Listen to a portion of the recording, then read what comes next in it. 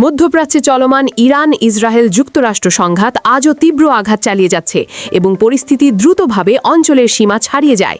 পারমাণবিক ইস্যু, সামরিক উত্তেজনা ও রাজনৈতিক সংকটের কারণে যুদ্ধের পরিধি আরও বিস্তৃত হচ্ছে। যুক্তরাষ্ট্র ও ইসরায়েল যৌথভাবে ইরানের বিভিন্ন সামরিক ও কৌশলগত লক্ষ্যবস্তুতে বিমান হামলা চালিয়ে চলেছে। এই অভিযানকে যৌথ শক্তির বৃহত্তম কৌশলগত প্রচেষ্টা বলে অভিহিত করা হচ্ছে। একই সময় ইসরায়েলের প্রধানমন্ত্রী বলছেন, হামলা প্রয়োজনীয় ছিল কারণ ইরান গোপনে পারমাণবিক সক্ষমতা বাড়াচ্ছিল বলে তারা ধারণা করছে। ইরানের বিরুদ্ধে এই হামলার প্রেক্ষাপটে যুক্তরাষ্ট্র, ইসরায়েল ও গোষ্ঠী সমর্থিত হামলাকারীরা বিভিন্ন অঞ্চলে হামলা চালাচ্ছে। মধ্যপ্রাচ্যের নিরাপত্তা পরিস্থিতি আরও জটিল হয়েছে।